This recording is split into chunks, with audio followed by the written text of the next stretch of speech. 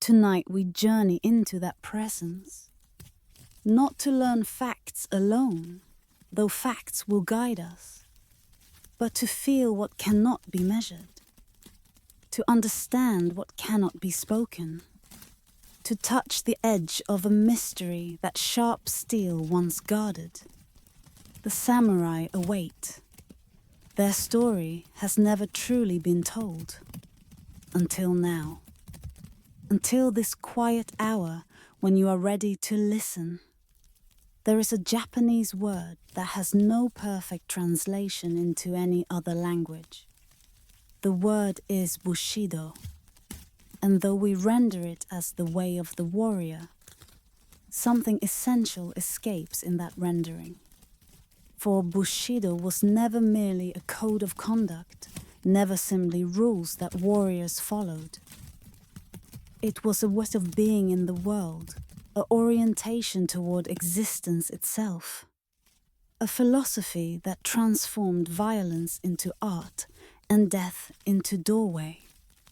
The samurai who lived by bushido understood something that most humans avoid understanding.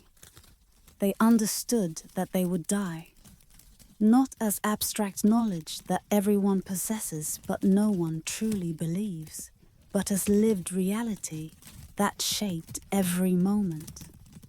They woke each morning having already died in their minds. They walked through their days as men already dead. And in that strange surrender they found a freedom that the living, those who cling to life, who fear death, who arrange their existence around avoiding the inevitable, can never know. This is not a story of battles alone, though battles will appear. This is not a history of Japan alone, though Japan provides the setting. This is an exploration of what humans become when they commit completely to something larger than themselves, when they discover that the sword is not weapon, but mirror, that the warrior's path leads not toward enemies, but toward the self, that the way of death is paradoxically the way of fully living. Tonight, we trace 7 centuries of this tradition. We begin in mist-shrouded origins, when the word samurai meant simply those who serve. We follow the emergence of the warrior class through civil wars and peaceful centuries, through philosophical refinement and practical application, through the code's highest expression and its ultimate dissolution. We witness what was created, what was preserved, what was lost, and what somehow persists even now, even here, even in this moment when you listen in the darkness. The samurai were not heroes in any simple sense. They served systems that oppressed, fought wars that destroyed, maintained hierarchies that crushed those beneath them. The romanticism that surrounds them today often obscures the blood and suffering that their swords caused. We will not ignore this darkness. But we will also not reduce the samurai to their shadows alone. For within the tradition, alongside the violence, something genuinely noble emerged. A vision of human excellence, a standard of conduct, the conception of honor that continues to inspire long after the social structures that supported it have crumbled into history's dust. So let the night deepen. Let the world outside grow quiet. Let the breath slow and the mind settle into that receptive state where stories can truly be heard. The samurai are waiting. They have been waiting for centuries for someone willing to listen, not just to what they did, but to what they were. To what they discovered about the human heart when they faced death daily and found within themselves something that death could not touch. The way of the warrior opens before us. Let us walk it together, slowly, meditatively, as befits a path that leads through shadows toward whatever light remains. In the beginning there were no samurai. There were only servants, men who attended the aristocratic families of the Heian court, who carried messages and guarded gates, who performed the functions that noble hands considered beneath their dignity. The word itself tells the story. Samurai derives from saburao, meaning to serve, to wait upon. These were not warriors born, but servants who learned to fight because their masters required protection in an age when central authority was dissolving and bandits roamed the provinces with increasing boldness. The Heian period stretched from 794 to 1195, and its capital at Kyoto was a place of extraordinary refinement. Poetry was composed according to elaborate rules.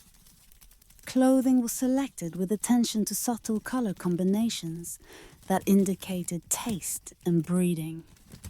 The aristocrats who gathered in the emperor's court considered themselves the pinnacle of civilization, and in certain respects they were. Their aesthetic achievements remain influential over a millennium later, but they had forgotten how to fight, had perhaps never known. The men of the court wore swords as ornaments, as symbols of status, not as tools they could actually use. Meanwhile, in the provinces, a different kind of man was emerging. The estate managers and minor officials who administered aristocratic landholdings faced practical problems that poetry could not solve. Bandits needed to be driven away. Rival claimants needed to be resisted. The frontier regions where the empire touched unconquered territories required men who could actually wield the weapons they carried. These men, provincial, practical, dismissed by court aristocrats as crude, were developing skills that would eventually make them masters of Japan. The transformation happened gradually. Families that had served as warriors for generations began to take pride in their martial heritage. The Minamoto and the Taira, two clans whose rivalry would reshape Japan, traced their origins to imperial princes who had been sent to the provinces when the court had too many potential heirs. These men brought prestiges to the warrior calling. They were descended from emperors, yet they fought rather than composed poetry, rode horses into battle rather than through gardens. Their example elevated the warrior's status, suggested that martial skill was compatible with noble blood, began the long process of transforming servants into lords. The pivotal moment came in 1185, when the Genpei War concluded with the Minamoto clan's victory over the Taira. The victorious Minamoto Yoritomo established what historians call the Kamakura shogunate, a military government that would rule Japan even while emperors continued to reign in Kyoto. The court remained, its ceremonies preserved, its cultural authority acknowledged. But real power had shifted to warriors. The age of the samurai had begun. What distinguished these early samurai from warriors elsewhere? Many things, but perhaps most fundamentally, their relationship with death. Other warrior cultures have produced brave men willing to die in battle. But the samurai developed something different. A philosophy that made death not merely acceptable, but desirable. That saw falling in combat as the warrior's highest achievement. that transformed the fear of death into something approaching its opposite. The roots of this philosophy lay in Buddhism, which taught that attachment to life caused suffering, and in Shinto, which venerated ancestors and saw death as transition rather than ending. But the samurai synthesized these influences into something new, a warrior's spirituality that made the sword into a sacred object and combat into a form of meditation. The training began in childhood. Sons of samurai families learned to ride before they could walk steadily, learned to draw bows that adults found challenging, learned that pain was to be endured in silence, that fear was to be faced directly, that death was to be contemplated daily until it lost its power to paralyze. The young samurai was taught to begin each day by imagining his own death, by spear, by arrow, by sword, by fire, by drowning, by every manner of ending, so that when death actually approached, it would be familiar, would be almost welcomed as the fulfillment of what had been rehearsed for a lifetime. This relationship with death shaped everything else. Because the samurai had already surrendered his life, he could act without the hesitation that self-preservation introduces. Because he had accepted that today might be his last day, he could give himself completely to the present moment. Because death held no terror, dishonor became the only thing truly feared, and avoiding dishonor, preserving the reputation that would survive the body, became the organizing principle of existence. The sword embodied this philosophy. Unlike weapons in other cultures, the Japanese sword was never merely a tool.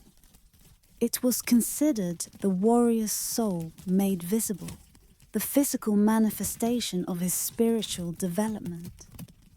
The blade was forged through processes that were as much ritual as metallurgy.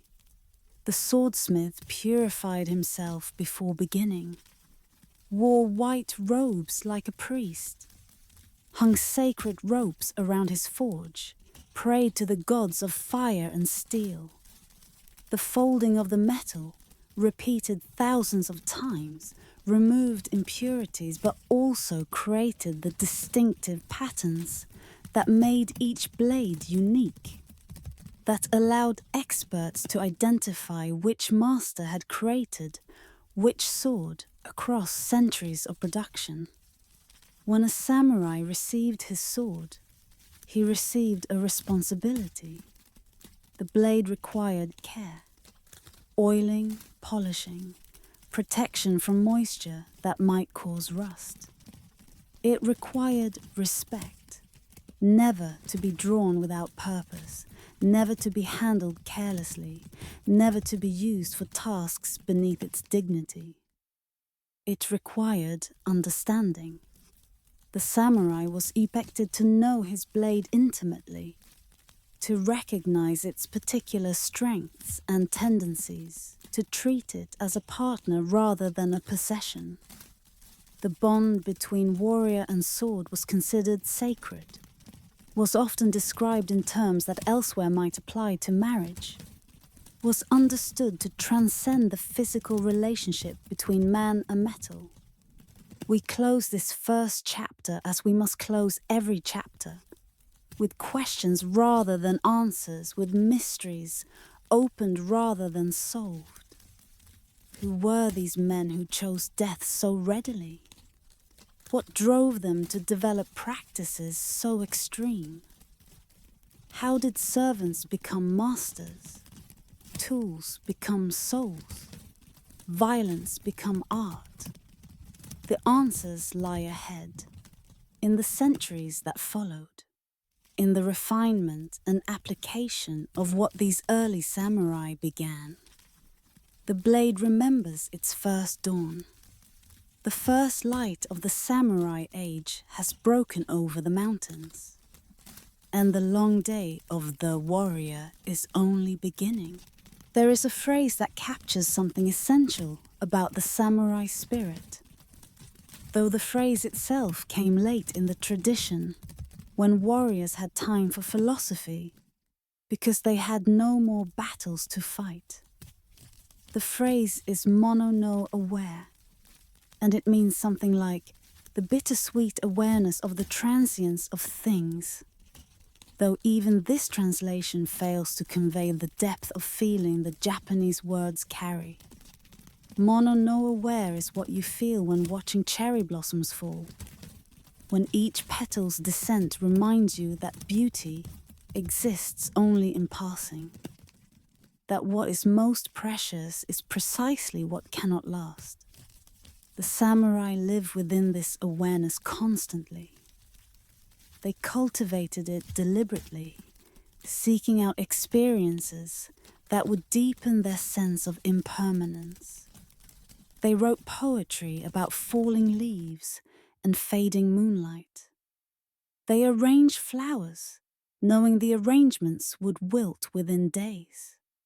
They built gardens designed to evoke autumn even in spring, decline even in flourishing. And they did this not from morbidity, but from a conviction that only those who truly accept transience can truly appreciate existence, that clinging to permanence creates suffering, while surrendering to change creates freedom. Bushido, Shidudo, the way of the warrior, was never written down as a single document during the centuries when samurai actually fought. It existed instead as lived practice, as accumulated wisdom passed from master to student, as expectations so thoroughly internalized that explicit statement seemed unnecessary. Only later, when the tradition was fading, when samurai had become bureaucrats and the battles had become memories, did writers attempt to codify what had previously been simply lived. The most famous of these attempts, Yamamoto Tsunetomo's Hagakure, was composed in the early 18th century, over 100 years after the last significant samurai battles. It is a work of nostalgia, of longing for an age that the author never experienced, of attempting to preserve in words what practice had preserved in bodies.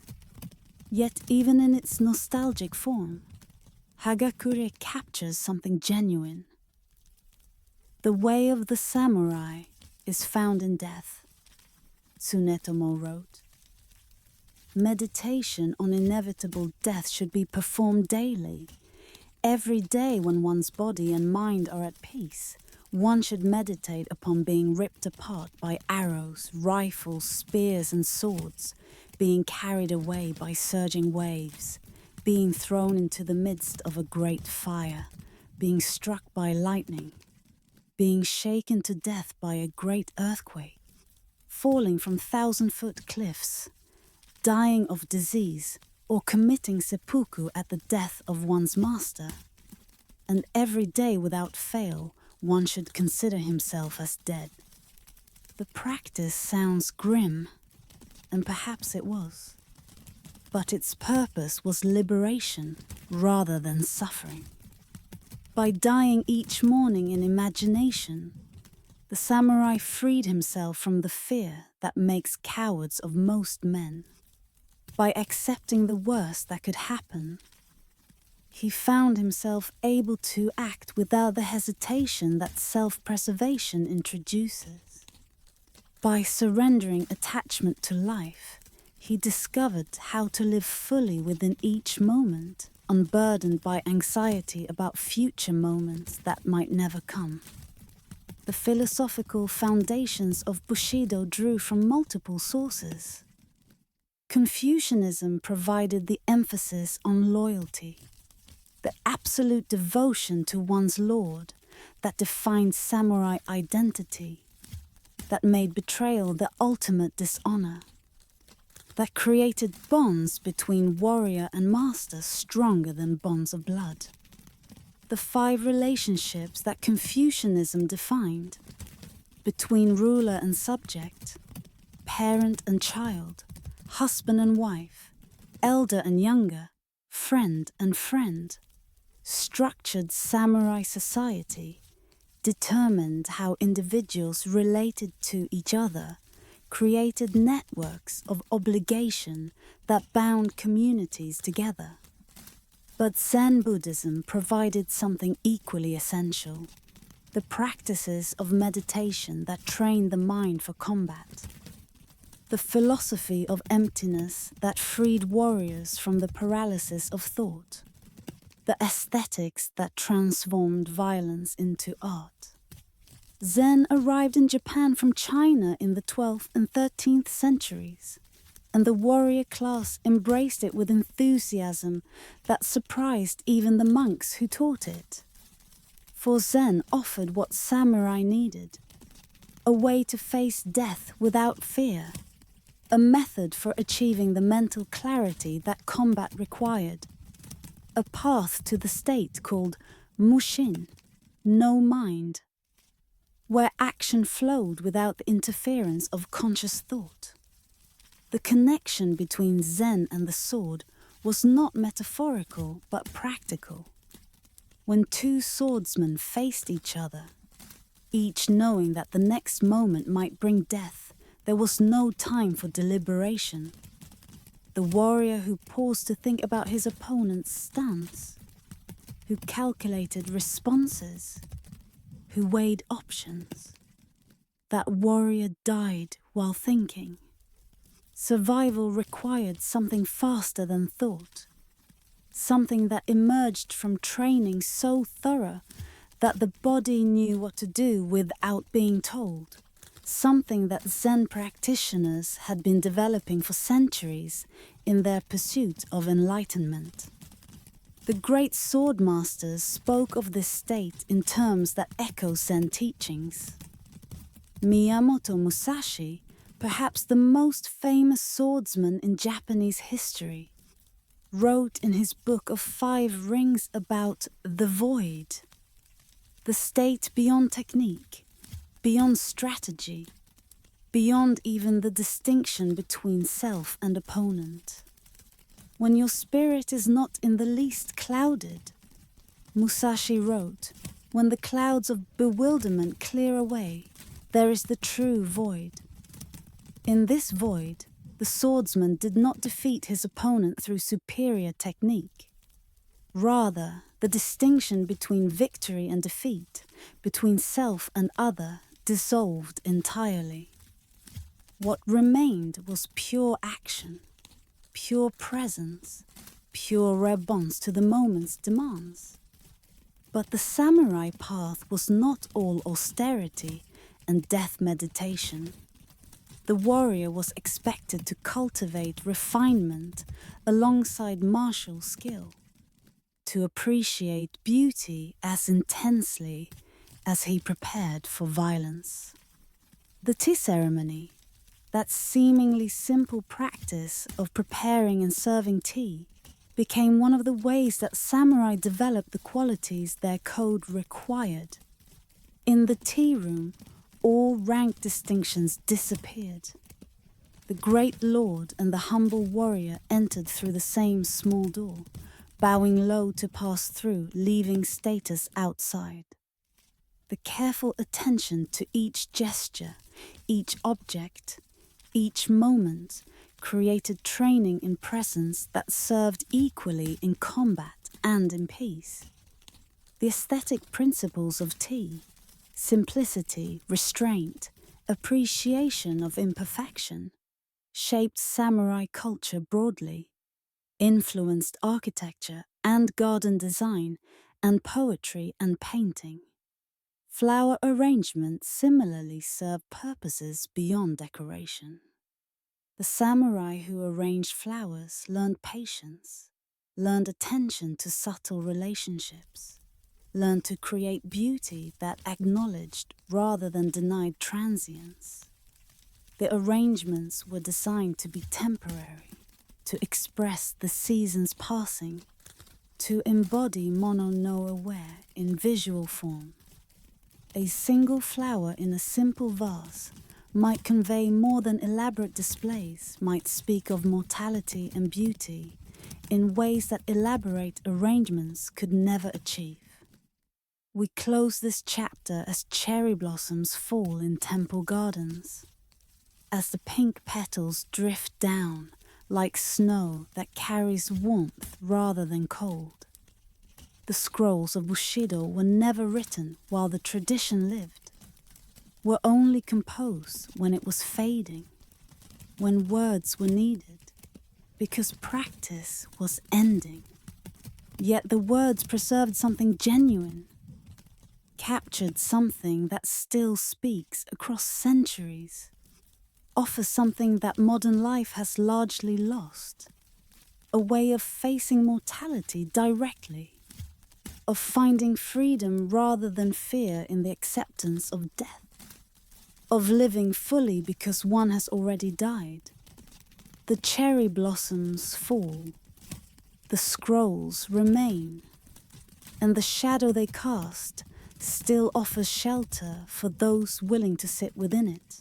For over a century, Japan burned. The Sengoku period, the age of warring states, stretched from approximately 1467 to 1615. And during these years, the samurai proved everything their training had prepared them for. Central authority collapsed. The shogunate, that had maintained order since the Kamakura period, lost its grip.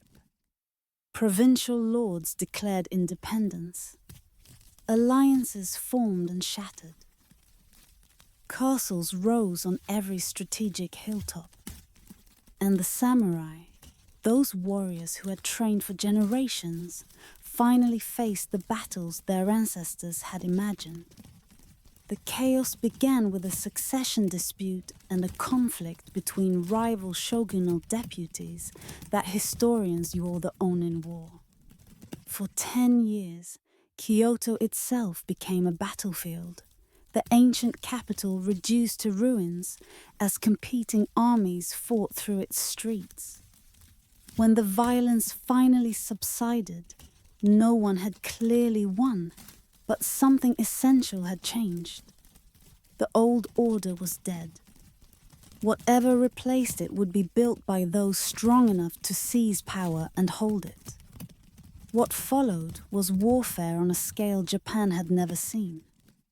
The country fragmented into dozens of competing domains, each ruled by a daimyo, a great name, who maintained power through military force and constantly schemed to expand territory at neighbors' expense. The fighting was brutal, was nearly constant, was driven by a simple logic: expand or be destroyed. There was no neutral position, no safe withdrawal from competition. Every domain that survived did so because its lord outmaneuvered, outfought, or outlasted those around him. The castles of this era reflected the warfare's intensity. Unlike the relatively modest fortifications of earlier periods, Sengoku castles were massive constructions designed to withstand prolonged siege. Stone foundations replaced wooden walls. Moats multiplied, creating defensive layers that attackers had to breach one by one. Towers rose higher, providing both defensive advantage and symbolic assertion of power. The great castles, Himeji, Osaka, Edo, were cities unto themselves, capable of sheltering thousands behind walls that seemed impregnable. Yet the period's most significant development was not defensive but offensive. In 1543, Portuguese traders arrived on Japanese shores carrying firearms. Within a decade, Japanese smiths were manufacturing guns domestically. Within half a century, Japan possessed more firearms than any European country. The samurai adapted with remarkable speed, not abandoning traditional weapons, but integrating guns into tactics that combined old and new with devastating effectiveness. Oda Nobunaga was the first of the three great unifiers, and his career demonstrated what the new warfare demanded. He was not the most powerful lord when he began his rise, nor the most respected. What he possessed was willingness to discard traditions that no longer served, to use whatever worked regardless of what precedent suggested. He employed firearms more effectively than any contemporary, creating formations of massed arquebusiers whose rotating volleys could shatter cavalry charges that had dominated earlier warfare. He promoted men based on ability rather than birth, shocking a society that believed status was inherited.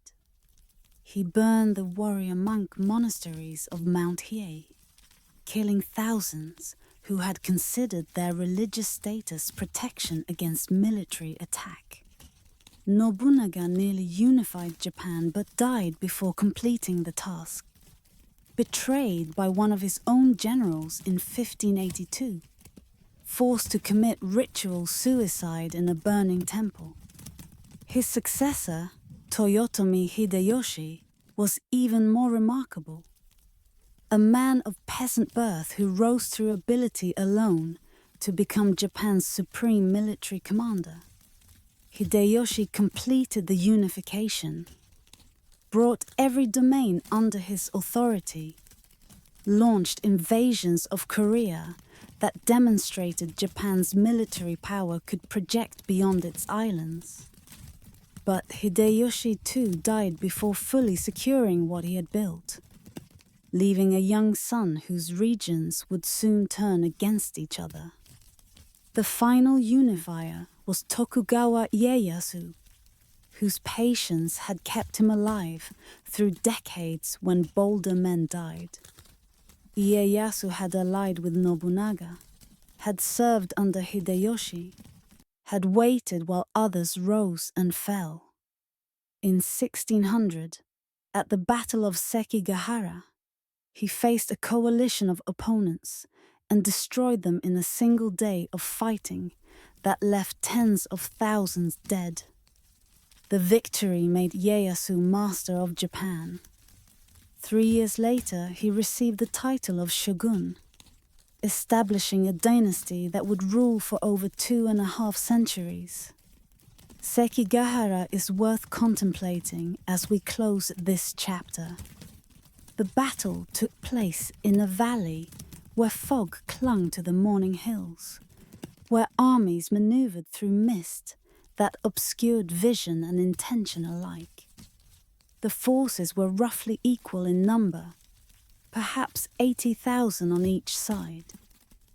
The outcome depended not on superior numbers or position, but on loyalty, on which commanders would actually fight for the side they had pledged to support.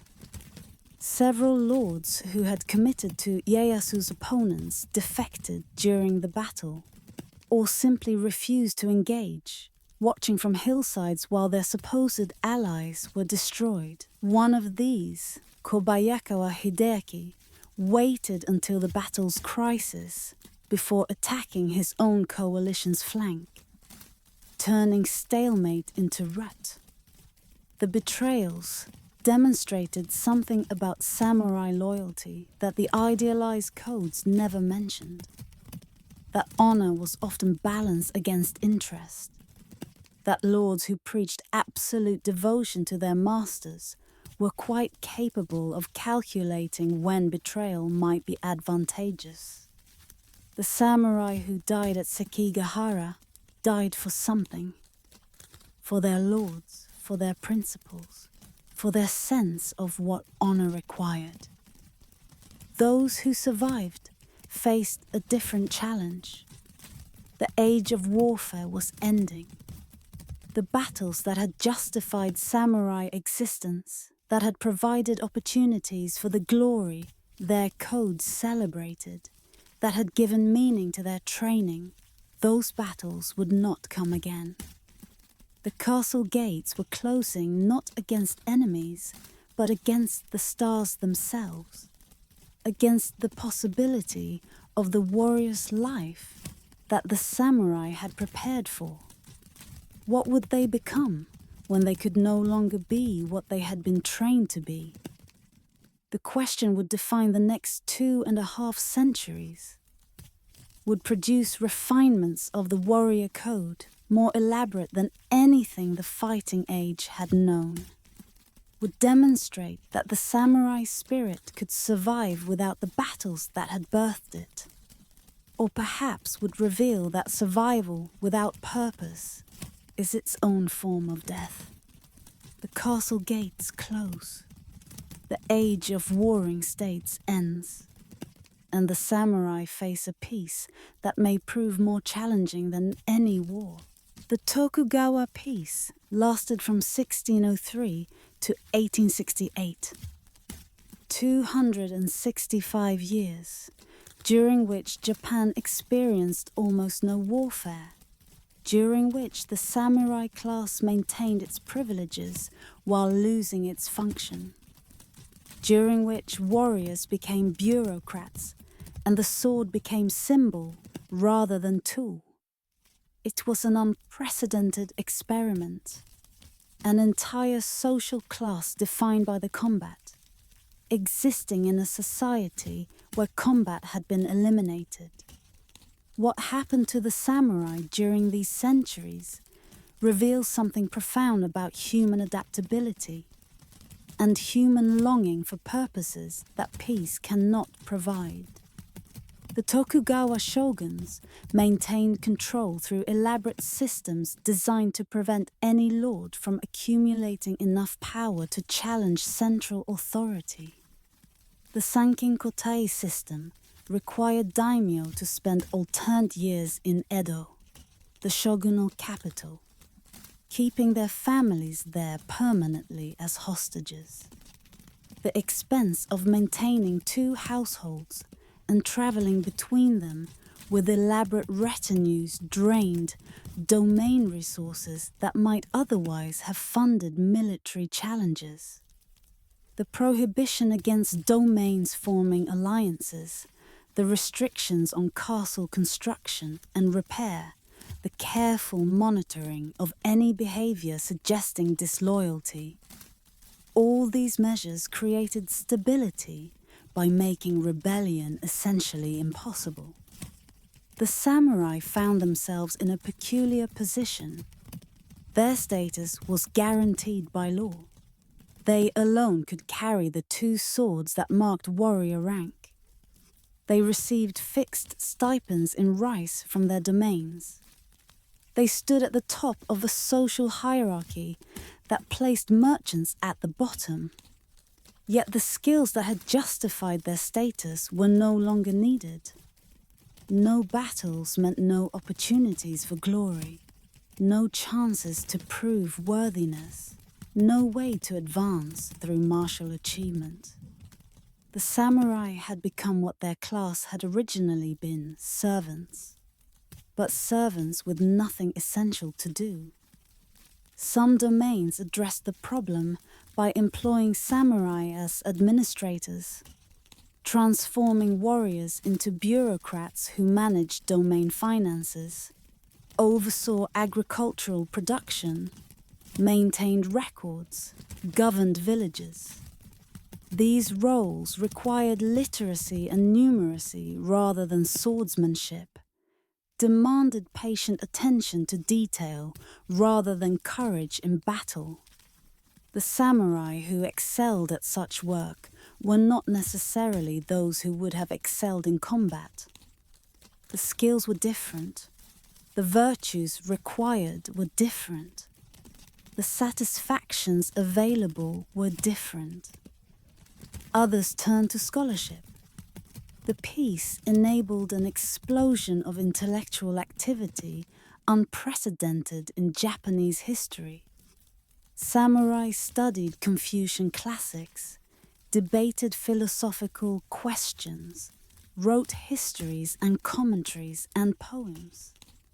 The schools of thought that emerged during this period, Neo-Confucianism, national learning, Dutch studies, shaped Japanese intellectual development in ways that persist today. The samurai, who had once proven themselves through combat, now sought to prove themselves through learning, competing for recognition as scholars rather than as warriors. Still others turned to the arts that their class had long cultivated. The tea ceremony achieved its most refined expression during the Tokugawa period, as masters elaborated the practices into ever more subtle distinctions that only trained sensibilities could appreciate. Flower arrangements similarly developed, as did poetry, calligraphy, painting, and the martial arts themselves. Now practiced not for combat effectiveness, but for spiritual development and aesthetic appreciation. The sword was still studied, but what had been training for survival became training for self-cultivation. The warrior who would never face a real opponent instead faced himself, using the discipline of martial practice to refine character rather than to prepare for killing. But refinement could not entirely compensate for purposelessness. The samurai literature of this period is shot through with longing.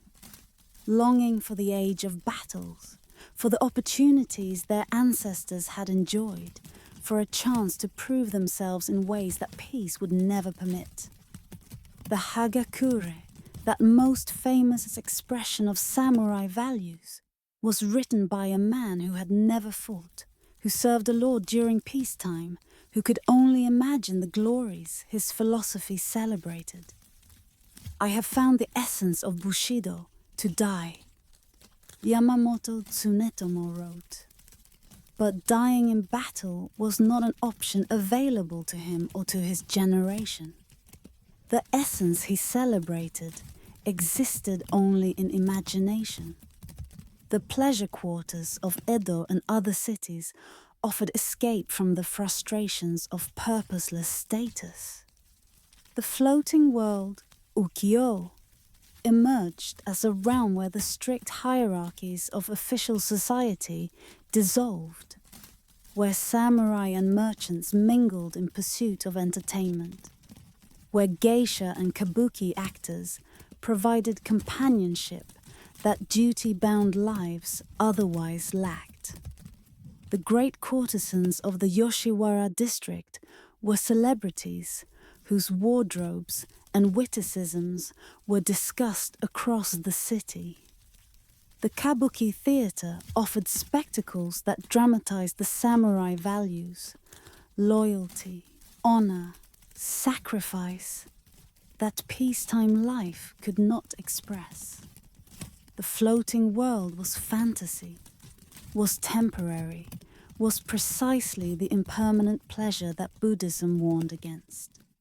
But for samurai, whose official lives offered little pleasure and no outlet for the heroic impulses their training had cultivated, the floating world provided necessary release.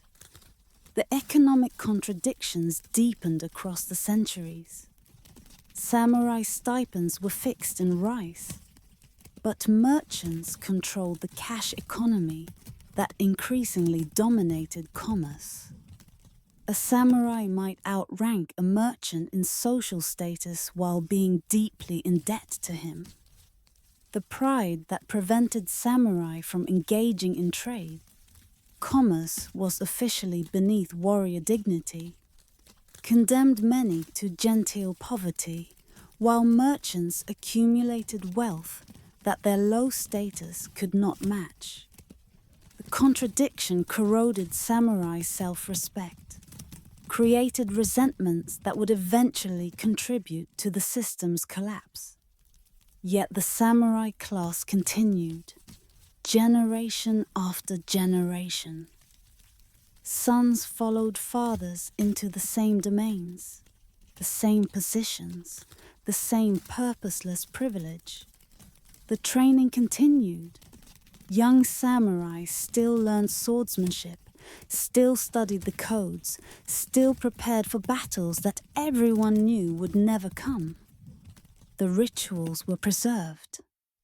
The forms were maintained, and something of the spirit persisted, adapted to circumstances that would have been unrecognizable to the warriors who had established the tradition.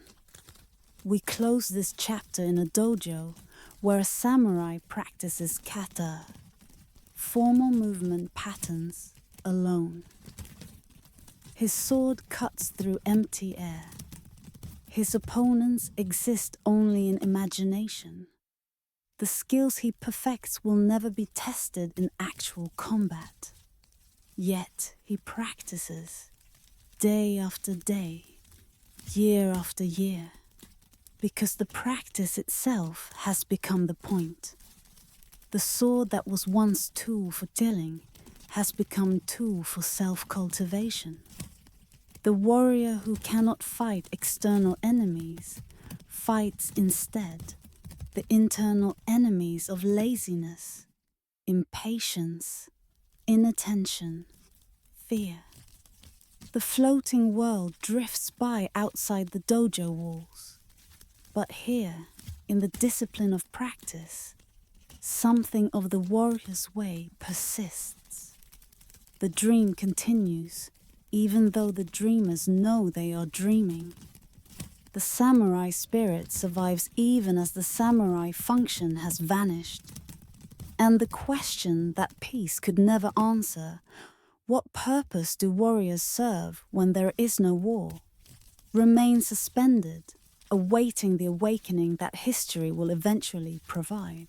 In the first month of the year 1703, 47 ronin, masterless samurai, completed an act that would make them legends. They had waited nearly 2 years for this night, enduring disgrace and suspicion, allowing the world to believe they had abandoned the honor their class held sacred. Now, in the darkness of a winter night, with snow beginning to fall on Edo's streets, they moved toward the mansion where their enemy slept, carrying weapons they had hidden for months, prepared to die in the act that would redeem everything their patience had cost. The story began almost 2 years earlier in the shogun's castle at Edo. The daimyo of a small domain, Asano Takumi no Kami, had been assigned to receive imperial envoys, an honor that required elaborate ceremonial knowledge he did not possess. A senior official, Kira Yoshinaka, had been appointed to instruct him in the proper forms. But Kira was arrogant, was corrupt, was insulting to the young lord who came to him for guidance. The tensions built over weeks until, within the castle itself, Asano drew his sword and struck at Kira, wounding but not killing him. Drawing a weapon in the shogun's castle was an unforgivable offense. Asano was ordered to commit seppuku, ritual suicide, the same day, with no opportunity to explain, no consideration of provocation, no chance to set his affairs in order. He obeyed, dying with dignity, leaving behind a wife, retainers, and a domain that the shogunate immediately confiscated. His samurai, over 300 men, became ronin, masterless warriors with no place in the social order, their status destroyed by their lord's moment of rage. The ronin faced an impossible situation. Samurai honor demanded that they avenge their lord's death, that they punish Kira, whose insults had driven Asano to his fatal action. But Kira was aware of the danger, had hired guards, had strengthened his mansion's defenses, was watching for any sign that the ronin might be planning revenge. The shogunate too was watching. Vendetta was illegal, and any attempt at revenge would be crushed by official force. The ronin seemed to have only two choices: accept dishonor by abandoning their duty to their lord, or die uselessly in a premature attempt that Kira's preparations would defeat. Their leader, Oishi Kuranosuke, chose a third path. He gathered the 47 men who remained committed to revenge and proposed a strategy of deliberate deception. They would separate, would appear to abandon their samurai identities, would behave so dishonorably that no one would believe they still planned to act. Oishi himself moved to Kyoto and frequented the pleasure quarters, drinking and carousing in ways that scandalized those who remembered his reputation. Other ronin took up trades, became merchants or craftsmen, visibly abandoned the warrior status that their circumstances had already legally destroyed. The performance was convincing. Kira's spies reported that the ronin had given up, that their leader was a dissolute drunk, that the threat had passed. Kira gradually relaxed his vigilance. He dismissed many of his guards. He returned to the routines of daily life, confident that the danger had faded. But the ronin had been preparing all along. They gathered information about Kira's mansion, its layout, its defenses, the habits of its household. They acquired weapons and smuggled them into Edo. They maintained secret communication despite their apparent separation. And they waited with patience that itself became a form of discipline, for the moment when their preparations would be sufficient and Kira's defenses would be lowered.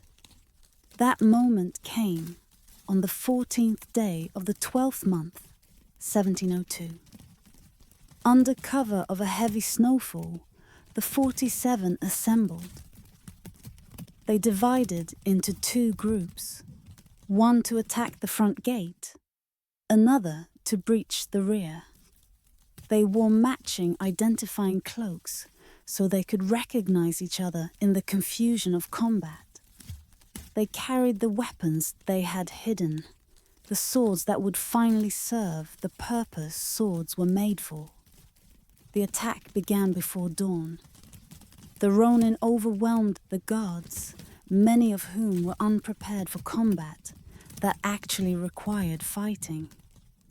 They searched through the mansion, room by room, seeking Kira among the women and servants who cowered at their approach. They found him eventually, hiding in a shed, trembling, unable to face the death that his victim had faced with dignity. They offered him the chance to die honorably, to commit seppuku as Asano had. He refused, or was unable, paralyzed by fear. So they killed him, and cut off his head and carried it through the snowy streets to the temple where their lord was buried. At Asano's grave, they washed Kira's head and placed it before the tomb. They had avenged their master. They had fulfilled the duty that honor demanded. They had accomplished what everyone had believed impossible, destroyed a powerful enemy who had been protected by the shogunate itself. Now they surrendered to the authorities and awaited the judgment they knew would come. The shogunate faced a dilemma. The Ronin had broken the law. Vendetta was prohibited, and their action could not be officially approved without undermining the legal order. But they had also embodied samurai values more purely than anyone in living memory, had demonstrated loyalty so absolute that it survived disgrace, patience so disciplined that it lasted years, courage so complete that it faced certain death without flinching. The public admired them. Even officials who condemned their action respected their character. To execute them as common criminals would dishonor virtues that the entire social order was supposedly built upon. The solution was a compromise that honored both law and Bushido. The Ronin were sentenced to death, but allowed to die as samurai, by their own hands through seppuku, rather than through the executioner's sword that criminals faced. On the 4th day of the 2nd month, 1703, all 46 surviving Ronin, one had been sent away before the attack to inform Asano's family and was later pardoned, committed ritual suicide. They were buried at the temple where their lord rested, their graves becoming a place of pilgrimage that continues to draw visitors 3 centuries later. What does the story of the 47 Ronin mean? It has been interpreted countless times in plays and films and novels and academic analyses, each interpretation revealing as much about its interpreters as about the events themselves.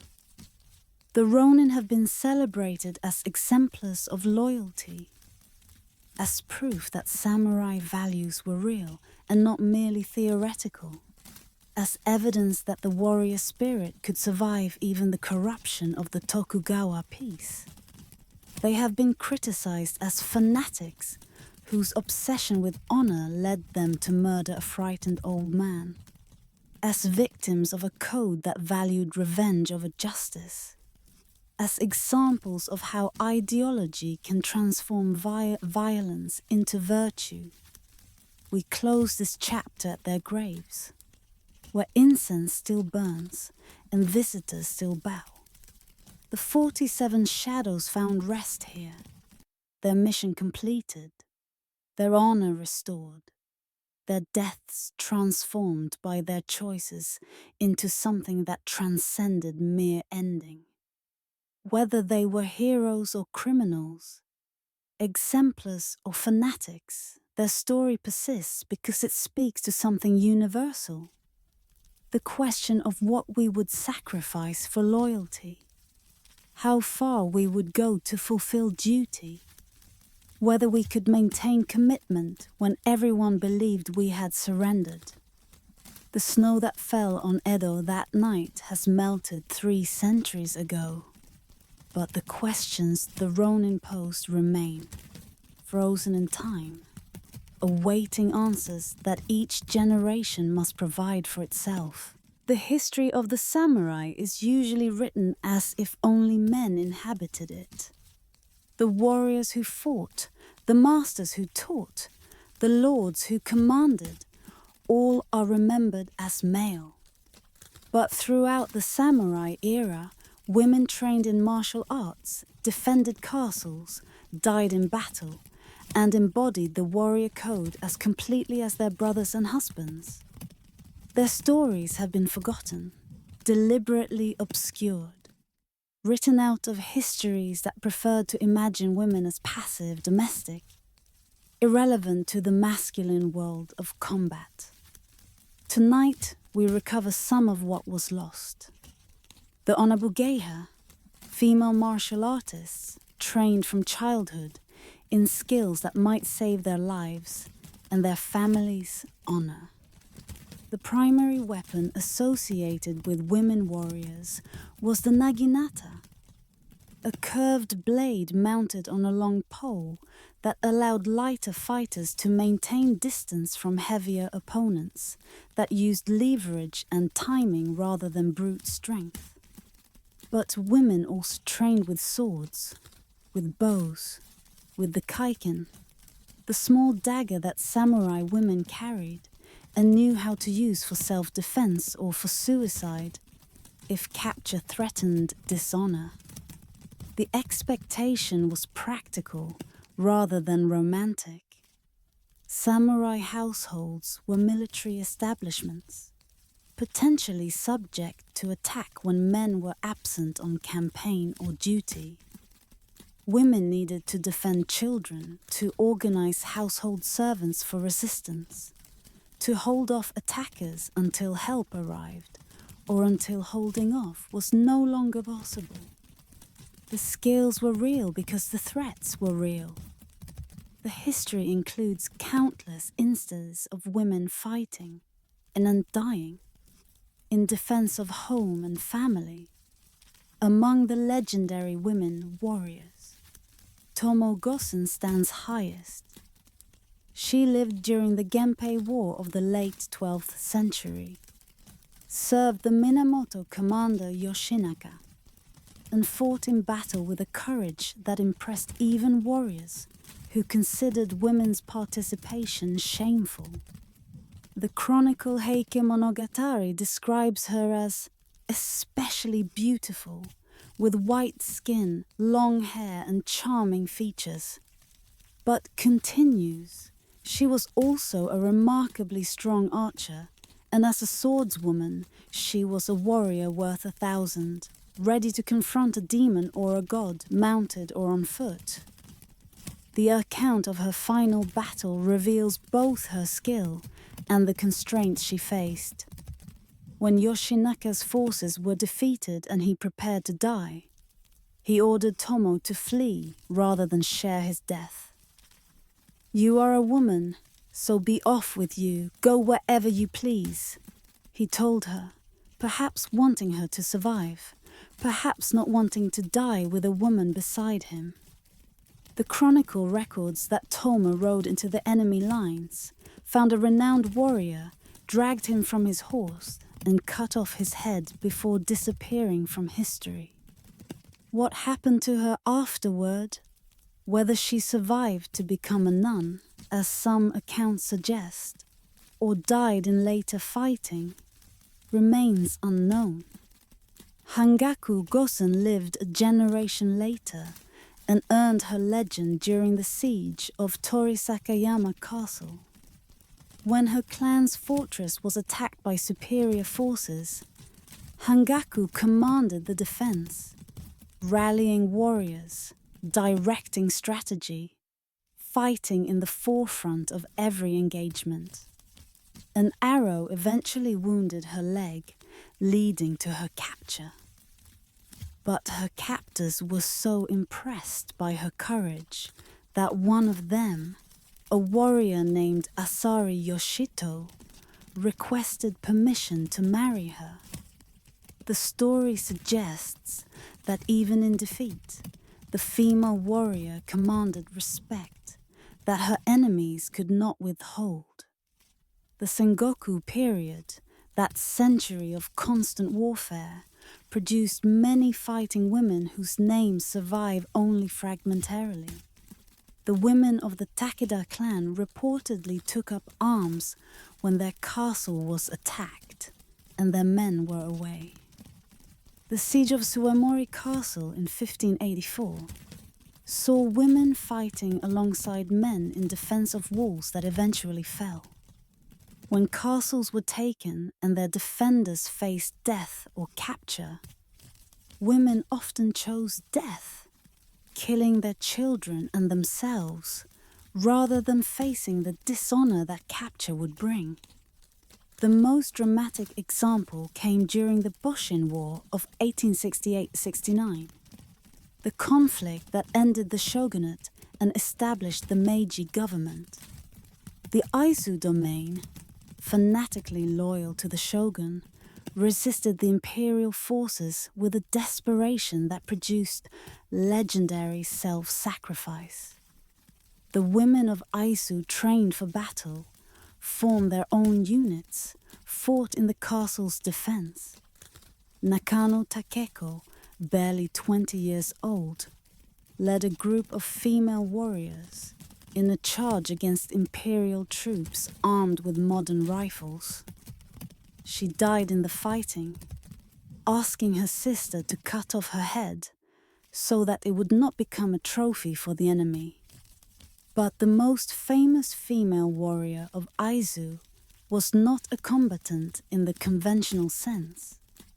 Yamamoto Yaeko defended Suruga Castle as a sniper, using a modern rifle with skill that killed multiple enemy soldiers. When the castle finally fell after a month of siege, she survived.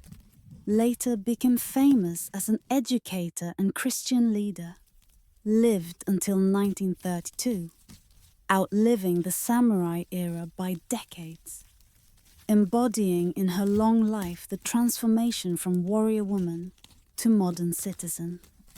The Onabu geisha tradition declined during the Tokugawa peace, as women's roles narrowed and martial training became less necessary.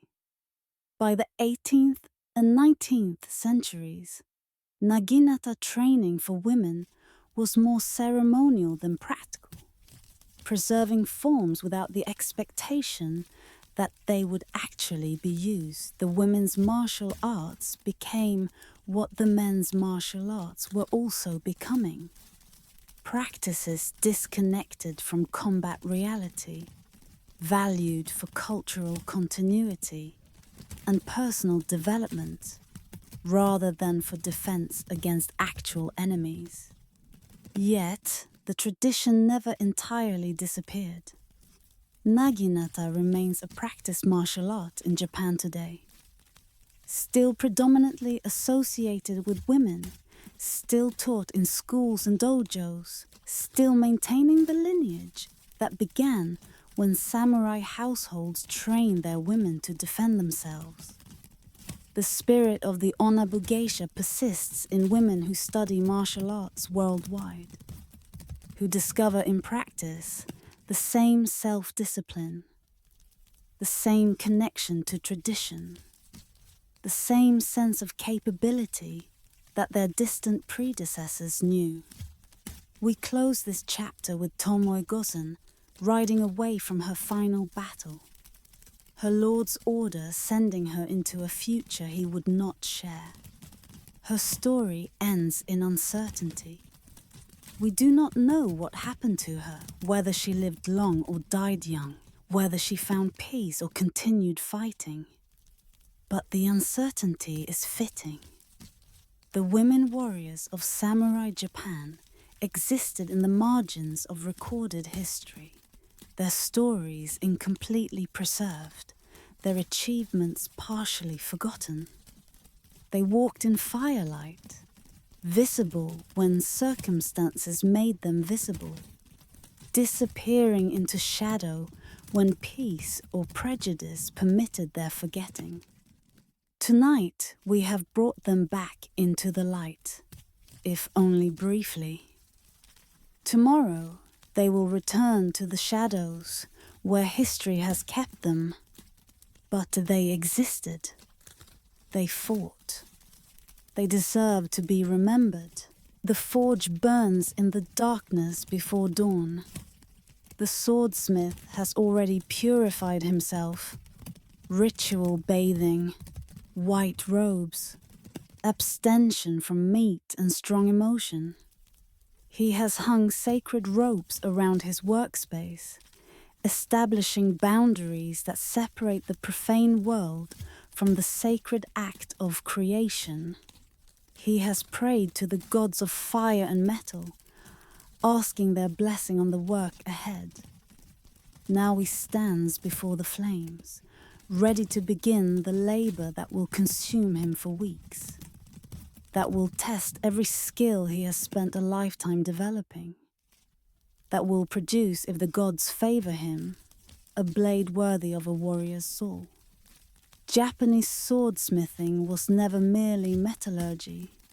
It was spiritual practice, artistic expression, scientific achievement, and sacred mystery combined. The swordsmiths who produced the legendary blades were considered artists, as elevated as painters or poets, were patronized by lords who paid fortunes for their work, were revered across centuries for creating objects that transcended their function as weapons to become symbols of everything the samurai represented.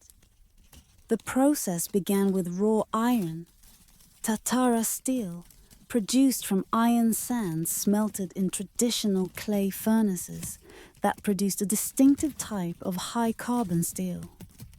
The swordsmith selected the best pieces of this steel, looking for metal that would yield the combination of hardness and flexibility that Japanese swords required.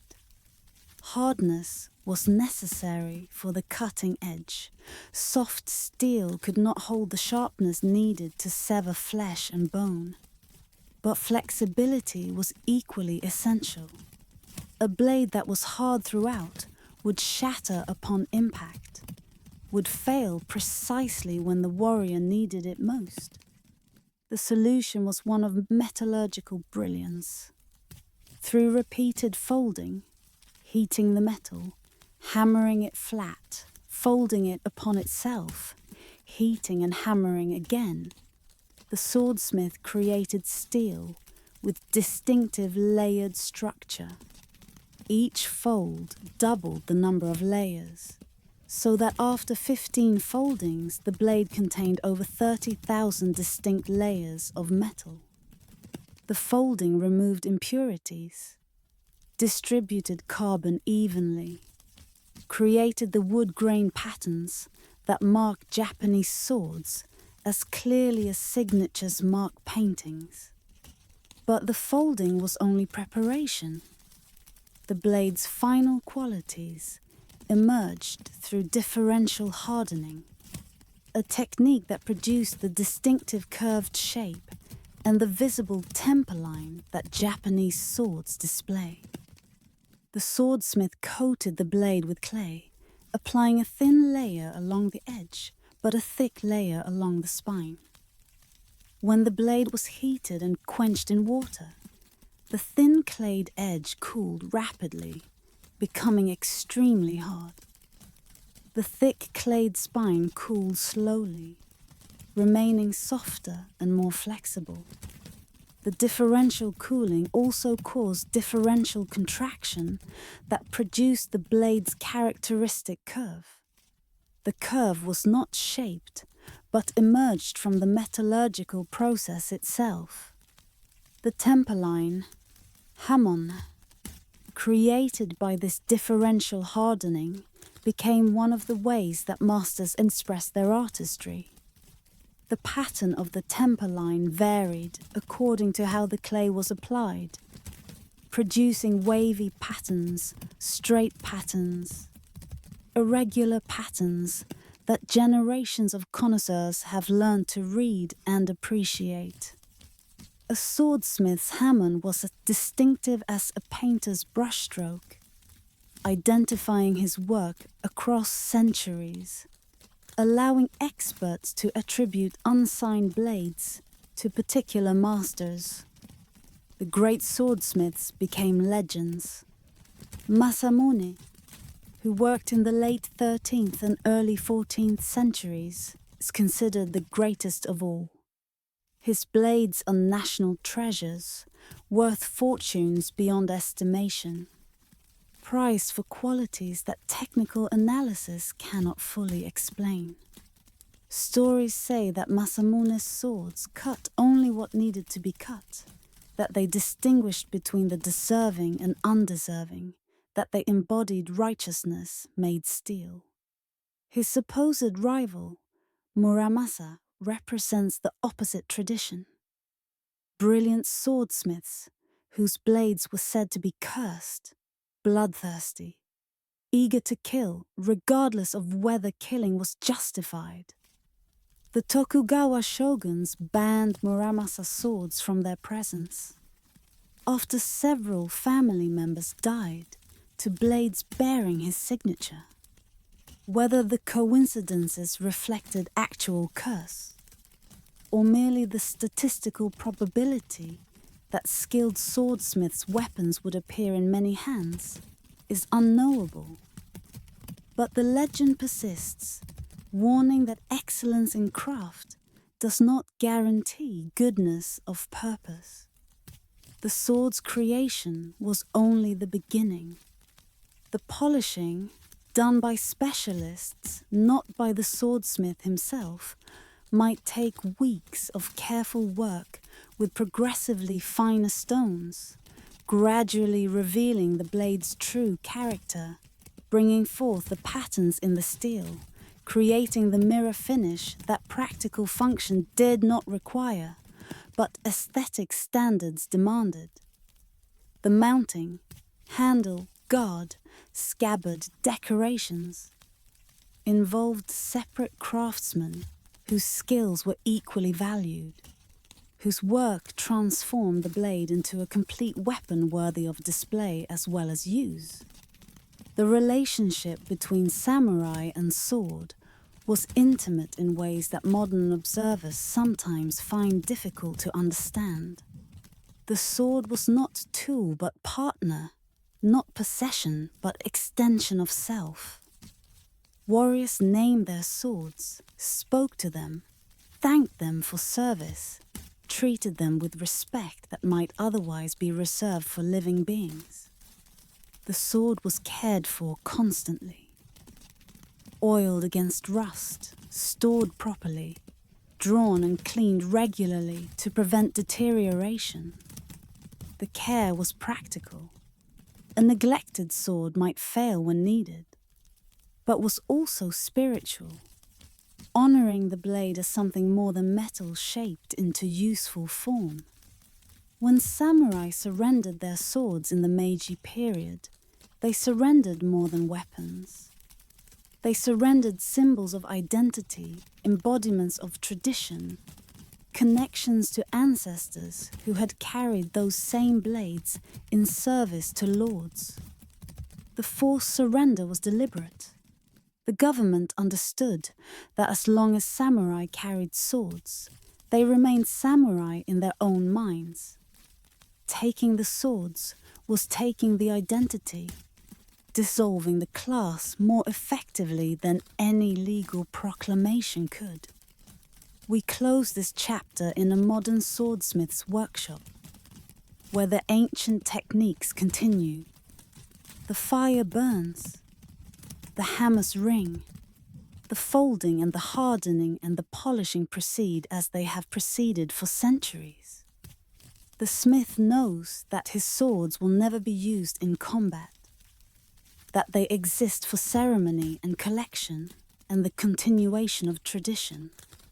But he practices with devotion unchanged from his ancestors' devotion, understanding that some things persist not because they are useful, but because they are true, because they connect present to past, because they embody excellence that transcends the particular purposes excellence was originally developed to serve. The blade captures lightning. The tradition captures something equally elusive: the human capacity to transform raw material into sacred object, violence into beauty, metal into soul. High on Mount Hiei, where winds carry snow across temple courtyards and the lights of Kyoto glitter far below, Buddhist monks once trained for war.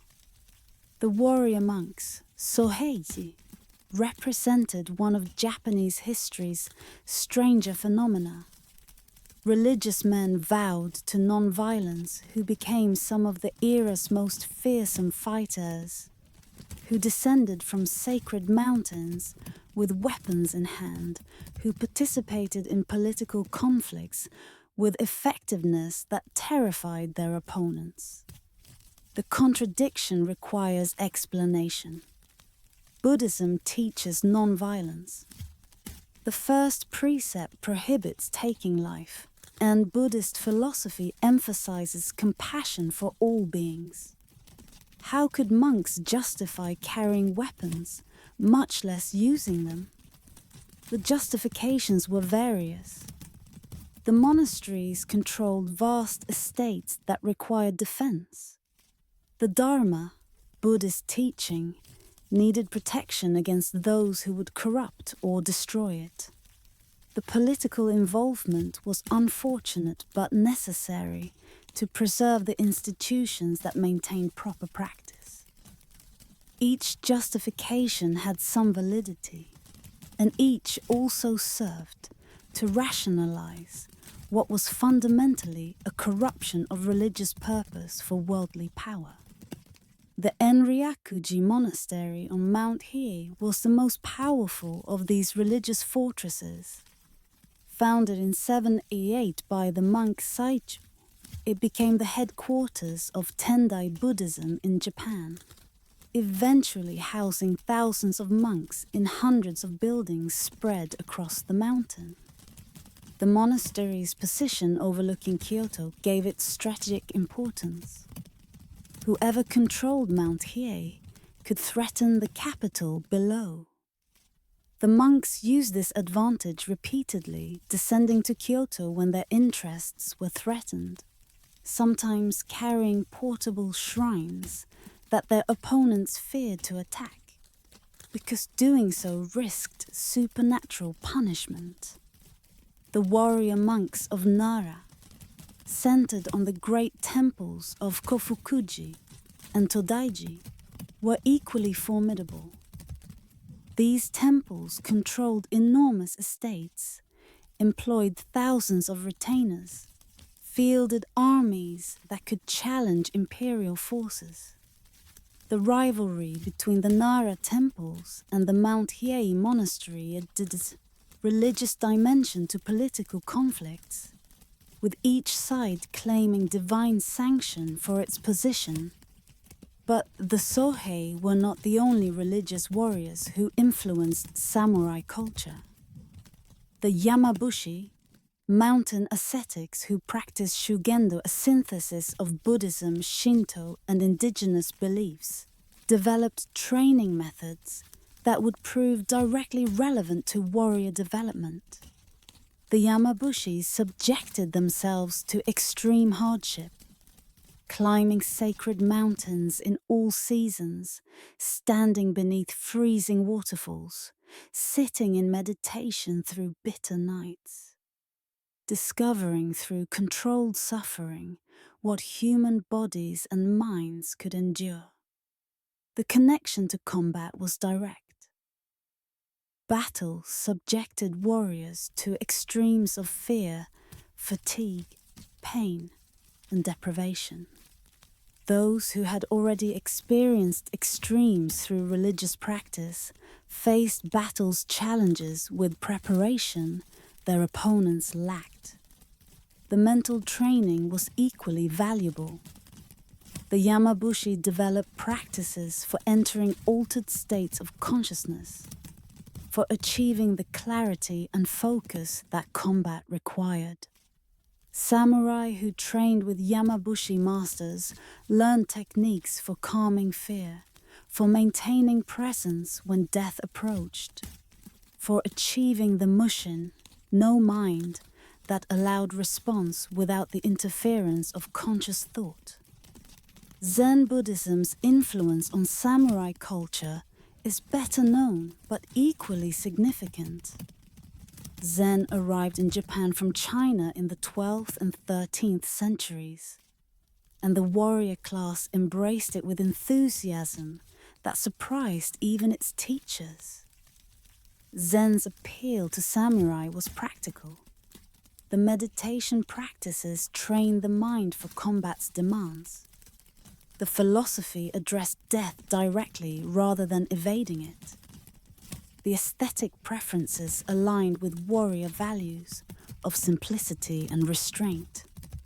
The Rinzai school, which emphasized sudden enlightenment through confrontation with koans, paradoxical statements or questions that rational thought cannot resolve, proved particularly attractive. The koan practice trained warriors to move beyond analytical thinking, to access intuitive response, to act before thought interfered. A warrior facing an opponent had no time for deliberation. The one who paused to think was the one who died.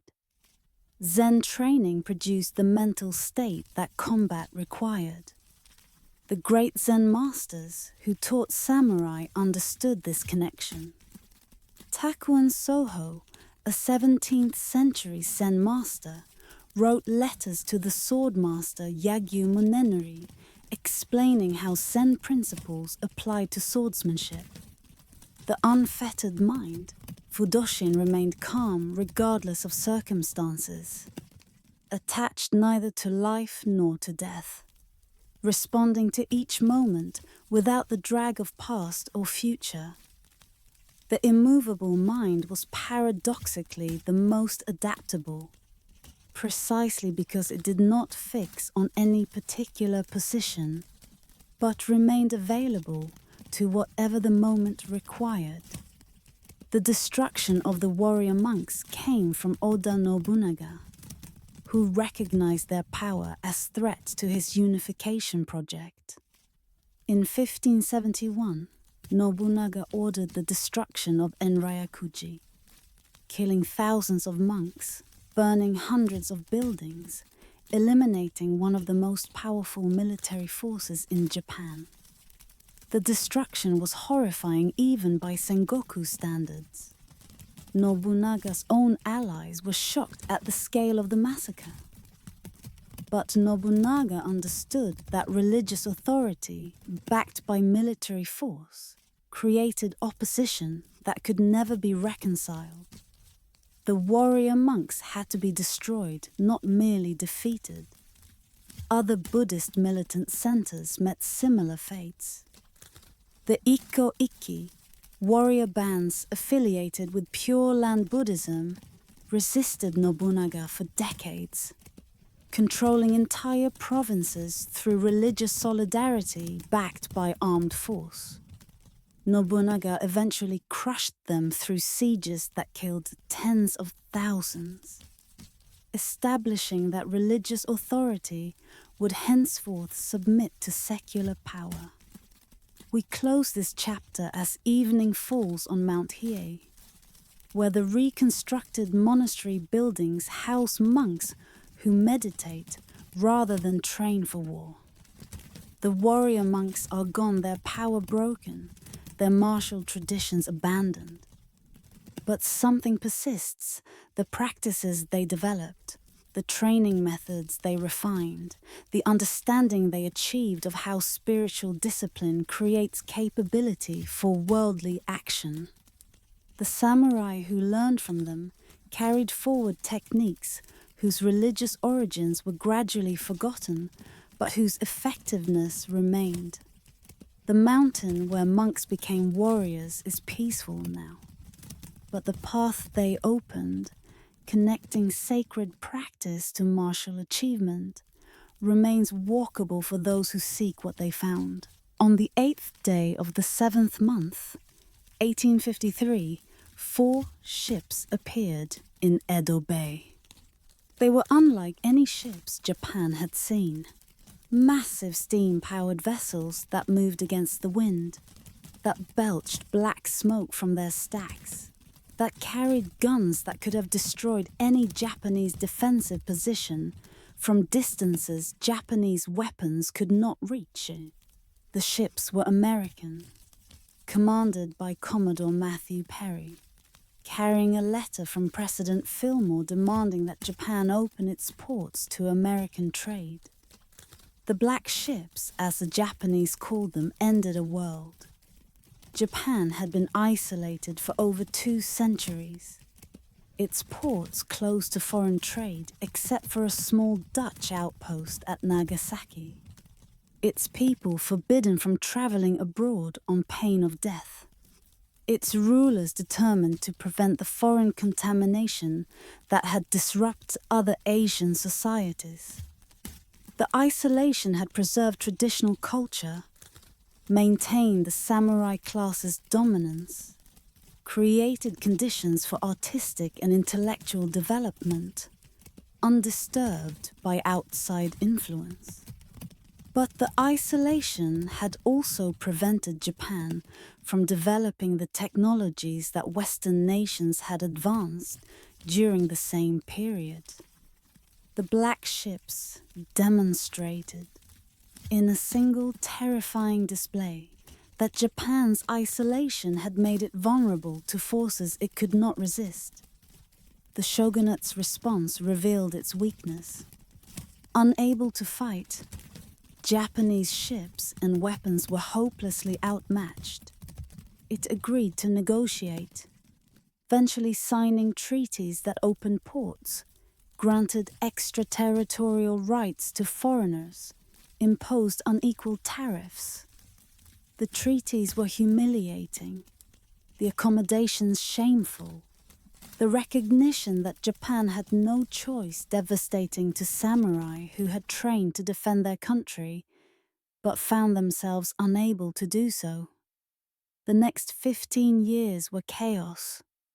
Different factions competed over how to respond, some urging immediate expulsion of the foreigners, others advocating rapid modernization, still others hoping to somehow restore the isolation that the black ships had forever ended.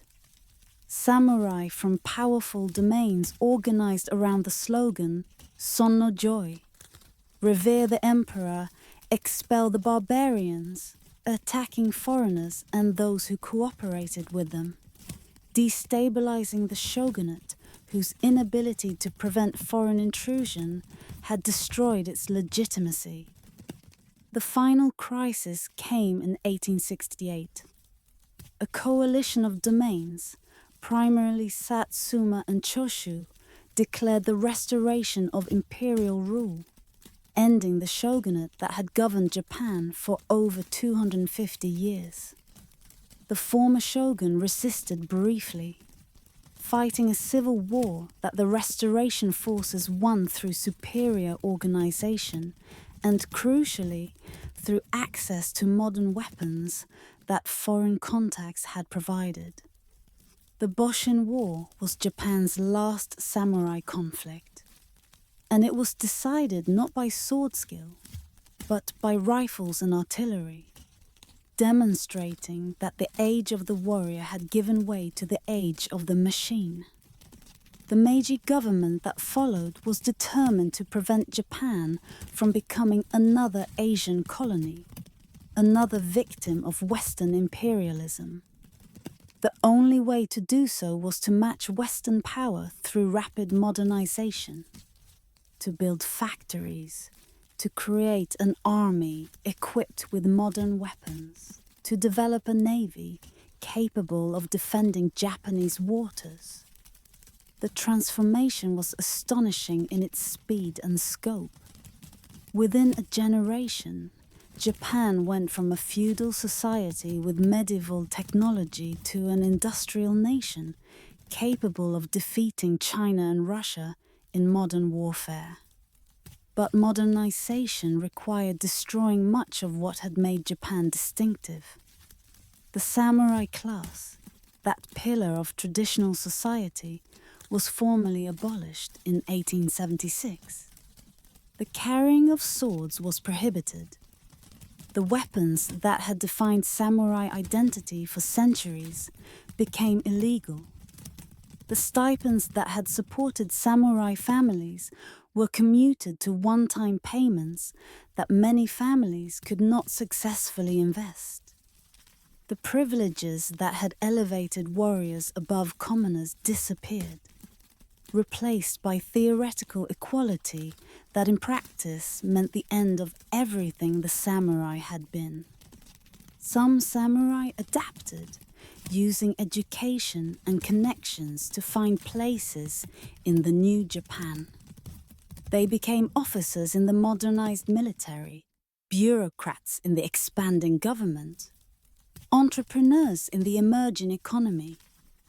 Their values, discipline, loyalty, commitment to excellence, served them well in new contexts, allowed them to maintain status even as the structures that had guaranteed that status disappeared. Others could not adapt. The Satsuma Rebellion of 1807, led by the great restoration hero Saigo Takamori, was the final samurai uprising, an attempt to demand a place for traditional warrior values in a Japan that seemed determined to abandon them. The rebellion failed, destroyed by conscript soldiers armed with modern weapons. Saigo died on a hillside, his traditional warriors overwhelmed by the firepower that training and courage could not overcome. The defeat demonstrated what the black ships had first revealed, that the skills the samurai had spent centuries perfecting were obsolete, that the transformations sweeping the world could not be resisted by traditional means, that Japan must change or perish. The samurai who had defended Japan for centuries found that they could no longer defend it. That defense now required machines and factories and technical education rather than swords and horses and spiritual discipline. We close this chapter at the moment of surrender, when samurai across Japan turned in the swords that had defined their identity. The ceremonies were dignified but devastating. The warriors who had carried their souls in steel now walked away with empty belts, their heritage confiscated, their status erased. Some wept, some protested, most simply accepted what could not be changed, recognizing that resistance would only bring destruction without preventing transformation. The black ships broke the dream of eternal samurai Japan. What they brought in place of that dream was modernity, with its possibilities and its costs, its freedoms and its destructions, its power to create, and its power to eliminate what previous ages had built. The samurai age ended not in the glory that its code had promised, but in the recognition that the world had changed. That what had sufficed for centuries was no longer sufficient. That even the most devoted warrior must eventually surrender to forces that devotion cannot overcome. The castle of white cranes, Tsurugajo, rises above the city of Aizu Wakamatsu, its white walls giving it the name that Japanese castles often bore.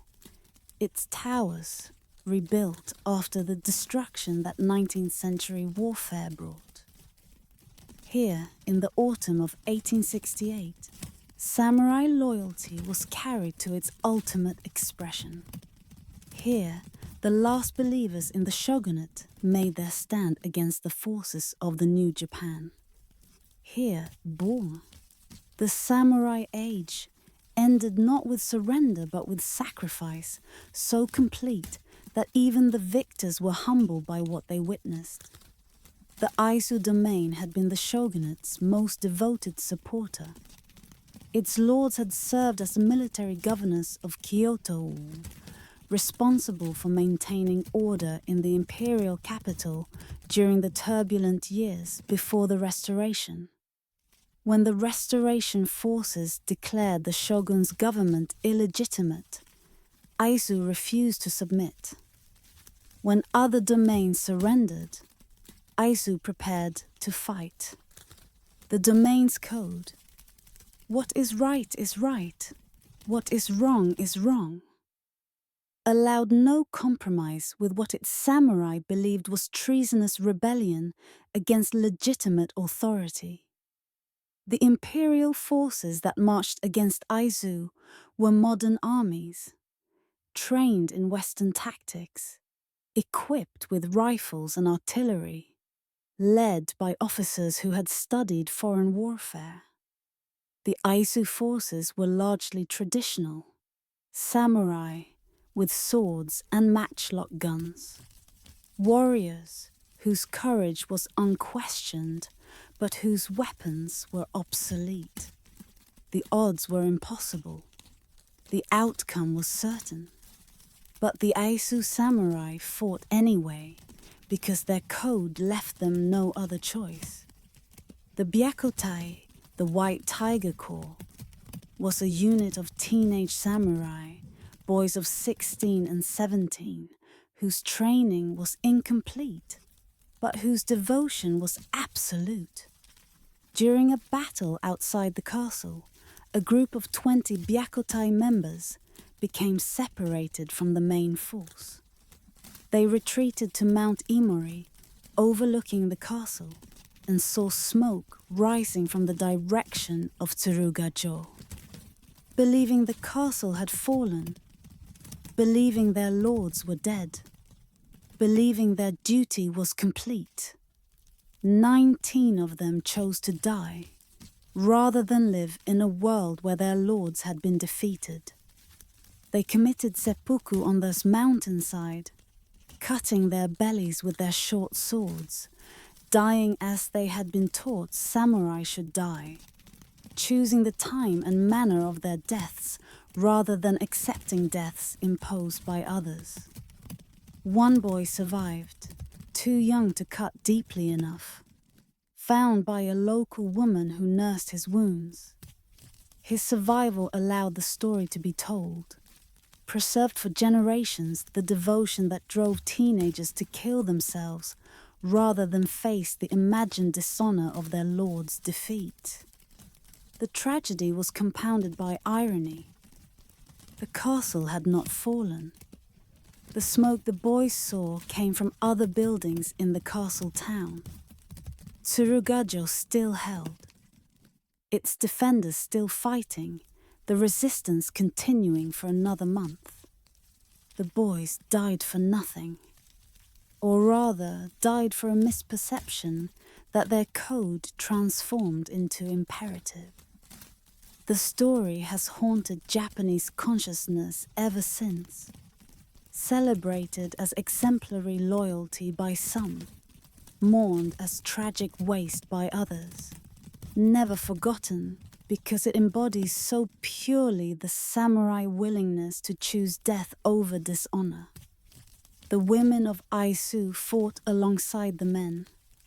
Nakano Takeko, trained in the naginata from childhood, led a group of female warriors in a charge against imperial troops.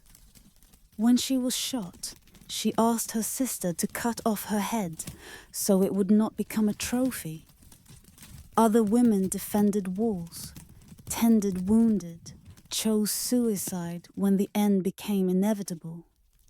The wives and daughters of Aizu samurai had been raised with the same code their men followed. They knew what was expected, and they met expectations that most humans, male or female, would find impossible to fulfill. The siege lasted a month.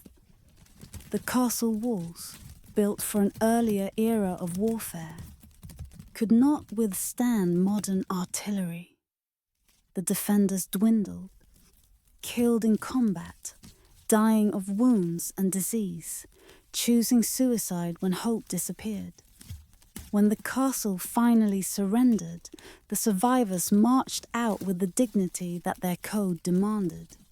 Defeated but not dishonored, beaten by technology rather than by any failure of courage or commitment. The Meiji government's treatment of Aizu was harsh. The domain was abolished.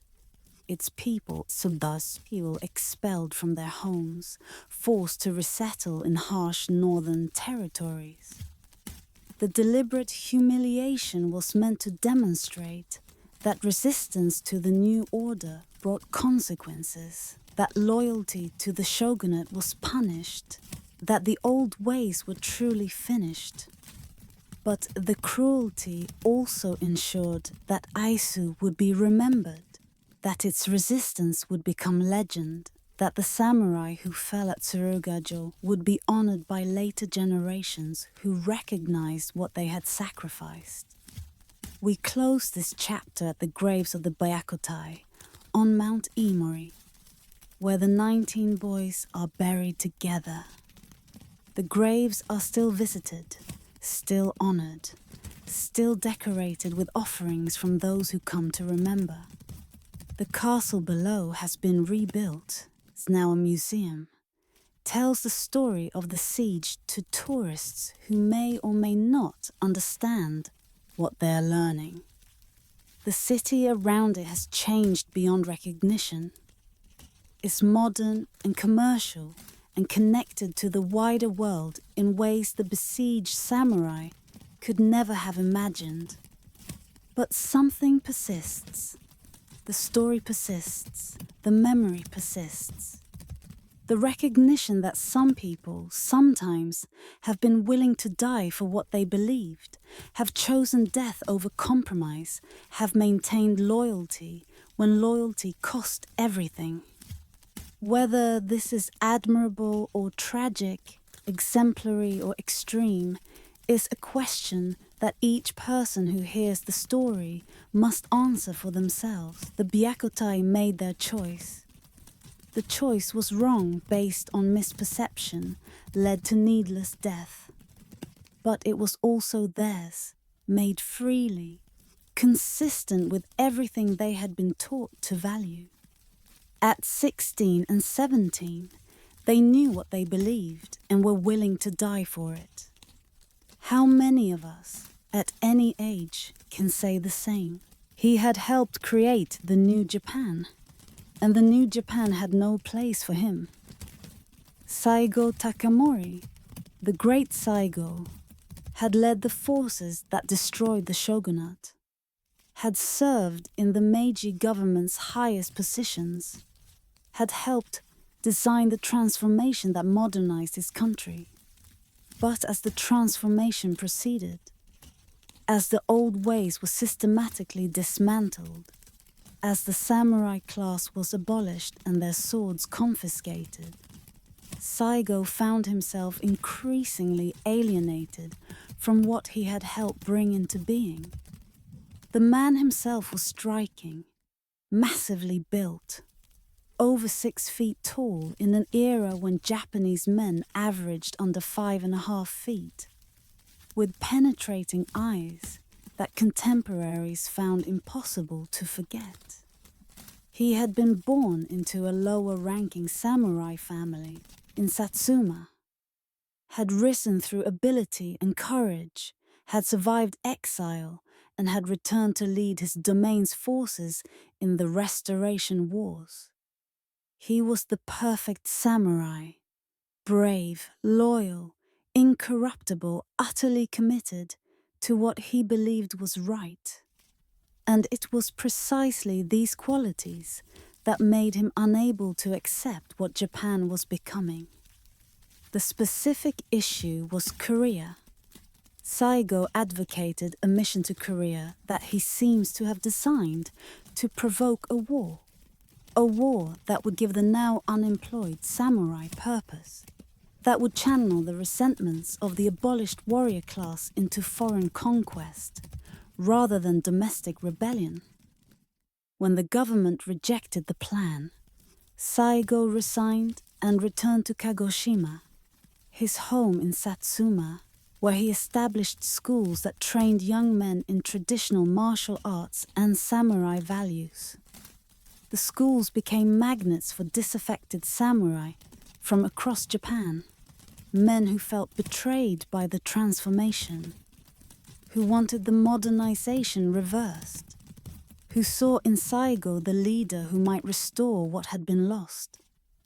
The government watched nervously as the schools grew, as Saigo's followers accumulated weapons, as Kagoshima became a center of opposition to everything Tokyo was implementing. The spark came in January 1877, when the government sent agents to Kagoshima to remove weapons from arsenals there. Saigo's followers resisted. The confrontation escalated, and suddenly Japan had a rebellion on its hands. Saigo had not planned to rebel. The confrontation forced his hand, placed him at the head of a movement he had not intended to lead. But once committed, he committed fully. Marching north, with perhaps 15,000 samurai, determined to force the government to hear the grievances that peaceful petition had failed to address. The campaign proceeded by steps that seemed inevitable in retrospect. Early victories against conscript troops who had never faced traditional samurai proved that courage and sword skill still mattered. But the government had resources that Saigo could not match. Railways to move reinforcements, factories to produce ammunition, ships to control the coastal waters. The siege of Kumamoto Castle demonstrated the rebellion's limits. Samurai armed with swords and outdated rifles could not take a modern defensive position held by troops with superior firepower. The retreat that followed consumed months and thousands of lives. The samurai who had begun the campaign with such confidence found themselves hunted through mountains, starving, their numbers dwindling through battle and desertion. By September, fewer than 400 remained, surrounded on the hill of Shiroyama by over 30,000 imperial soldiers equipped with artillery and modern weapons. The final battle came at dawn on September 24th, 1807. The samurai charged down the hillside into the guns of the besieging army, seeking the death in combat that their code prescribed for warriors who could no longer win. The slaughter was brief and comprehensive. By sunrise, all the rebel leaders were dead or dying. Saigo's own end remains uncertain. Some accounts say he was wounded in the hip during the charge and committed seppuku on the spot. Others say a loyal follower decapitated him to prevent his body from being captured. His head was found and eventually returned to his family. His body was buried in Kagoshima, where his grave remains a pilgrimage site. The strange aftermath reveals something about what Saigo represented. Within a few years of his death, the government that had killed him began rehabilitating his memory. He was pardoned posthumously. A statue was erected in Tokyo's Ueno Park, showing him in civilian clothes with his dog, the image of a beloved figure rather than a dangerous rebel. The transformation from enemy to hero suggests that even those who destroyed Saigo recognized that he embodied something Japan did not want to lose entirely, that the values he died defending remained meaningful even to those who had determined those values must give way to modernization. We close this chapter on Shiroyama, where Saigo and his remaining followers spent their last night. They knew they would die in the morning. They knew their cause was lost, that no victory was possible, that their deaths would change nothing about the direction Japan was moving. But they faced the dawn anyway, choosing how they would die, since they could no longer choose how they would live. The ghost that would not leave the mountain wasn't Saigo's spirit, but his example.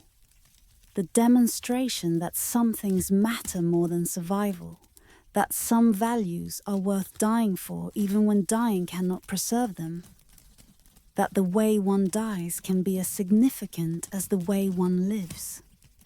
Saigo failed. His rebellion was crushed, his followers killed. His dreams of restoring samurai relevance forever ended. But failure is not always the final word. Sometimes the manner of failure speaks louder than success, demonstrates qualities that success might never reveal, inspires generations that never knew the man who died, but recognized something in his dying that speaks to what they hope they might become. The samurai are gone. Their swords rest behind museum glass. Their castles are tourist attractions. Their code exists only in books and in the habits of those who may not know where their habits originated. The social class that dominated Japan for 7 centuries was formally abolished over 150 years ago. Its members absorbed into a modern society that has no place for warriors. Yet something persists. In dojos across Japan and around the world, practitioners of kendo, the way of the sword, train with bamboo weapons that echo steel blades their predecessors carried. They bow as they enter training halls, observe etiquette that descends from samurai courtesy, seek through practice something that has little to do with combat and everything to do with character development. What they find, if they practice long enough, is what samurai found. That the discipline of martial training reveals aspects of the self that ordinary life conceals. That facing an opponent, even a practice opponent with a practice weapon, teaches truths about one's own fears and limitations that comfortable existence never exposes. Judo, Aikido, Karate, Iaido, the martial arts that developed from samurai traditions have spread worldwide, practiced by millions who have no connection to feudal Japan, who may know nothing of Bushido, who nonetheless participate in lineages that trace back to the warrior class. Each art preserves something different. Judo, the grappling techniques of battlefield close combat. Aikido, the principle of redirecting force rather than opposing it.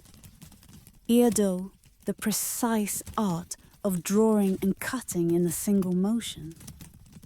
Each art transforms what was once preparation for killing into preparation for living, into methods of self-development that use martial forms to cultivate qualities valuable in any context.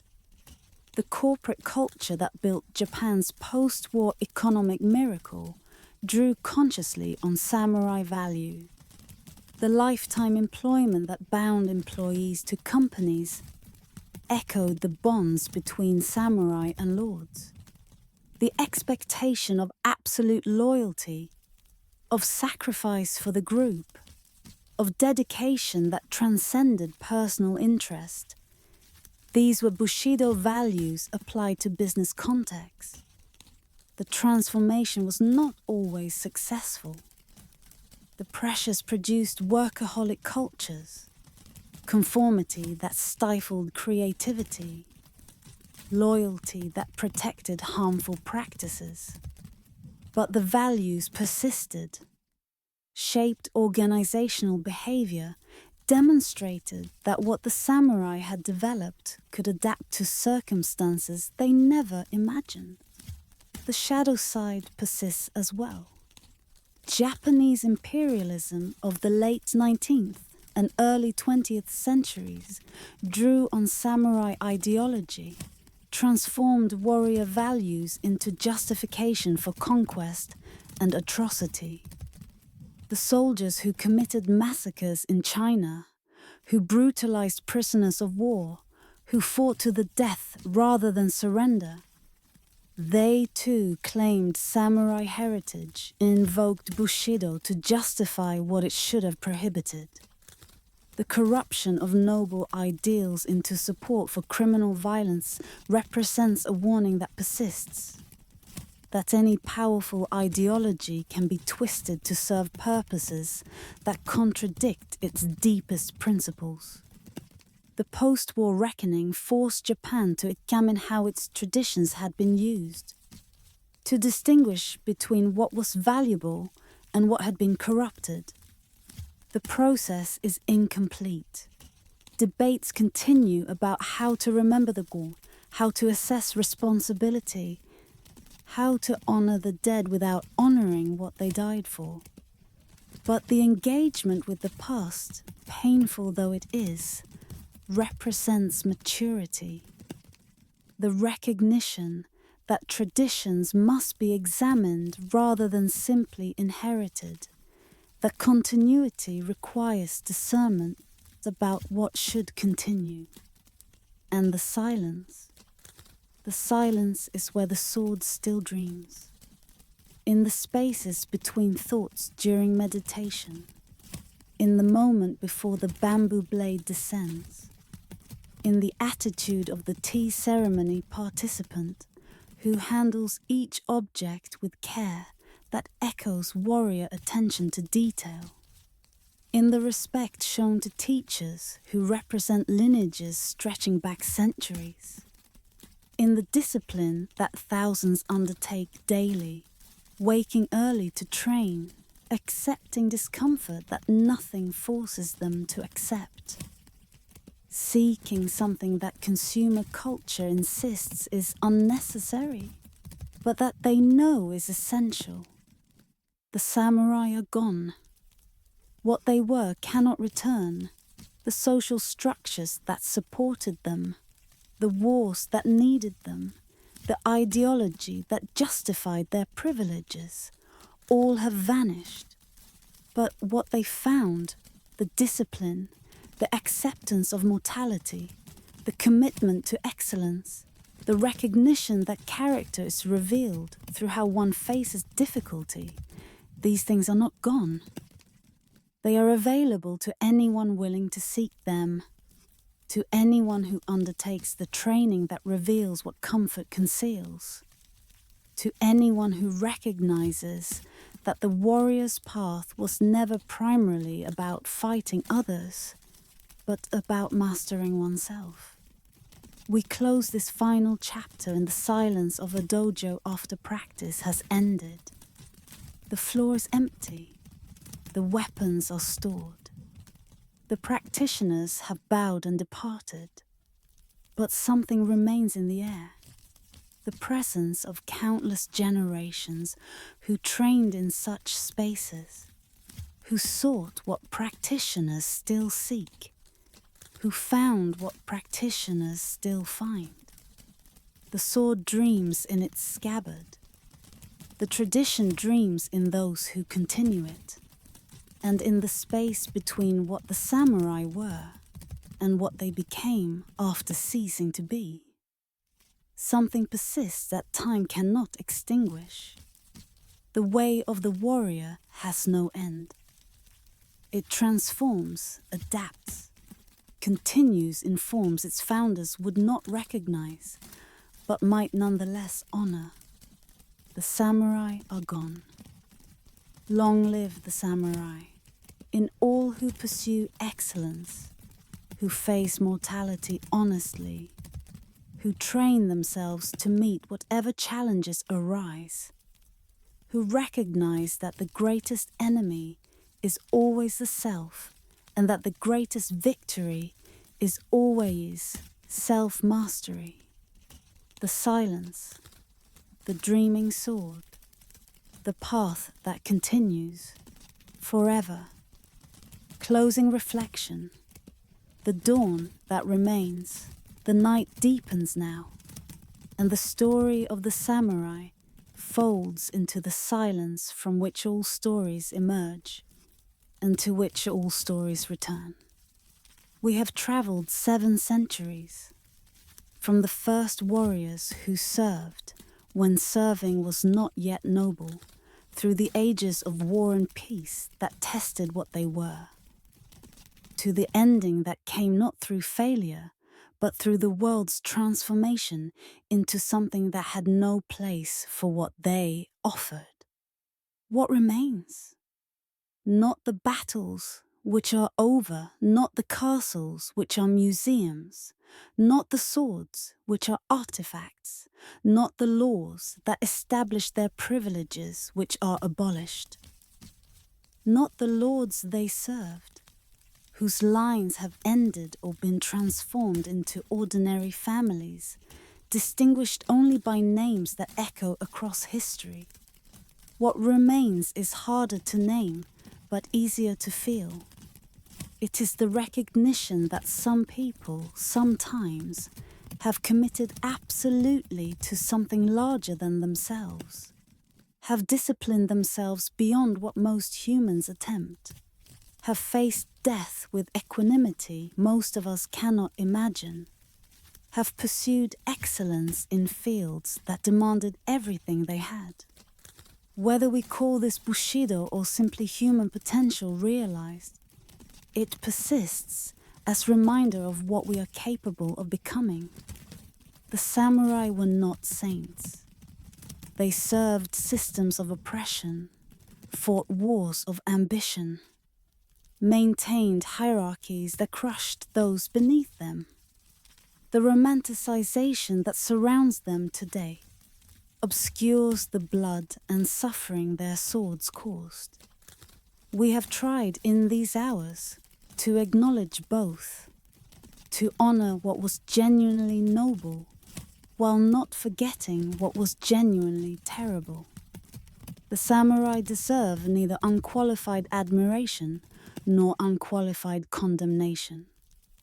They deserve what all historical figures deserve: honest assessment that recognizes complexity, that holds contradiction without resolving it too simply. As sleep approaches, as the mind softens into that receptive state where dreams begin, we carry the samurai with us, not as models to emulate exactly. Their world is gone. Their circumstances are not ours, but as demonstrations that human beings can achieve what seems impossible when they commit completely.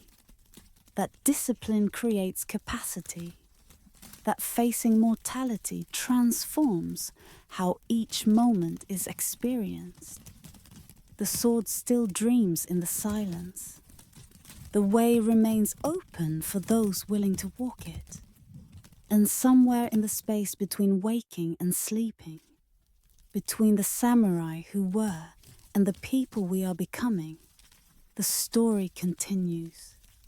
Not ended but transformed, not lost but carried forward by all who recognize that some things are worth pursuing, even when pursuing them costs everything. That some paths lead through darkness toward light that only those who walk the full distance will ever see. Rest now. The samurai have completed their duty for tonight. Their watch is ended. Yours, in whatever form your own discipline takes, continues in the morning. Sleep well, and wake remembering that the warrior's path is not about fighting others. It is about becoming who you are capable of becoming. It is about meeting each day as if it might be your last. It is about finding freedom through discipline, courage through acceptance, and peace through the willingness to face whatever comes without flinching. The samurai understood these things. Now, having traveled their path, perhaps you understand them too. Good night, the sword dreams, and so now may you.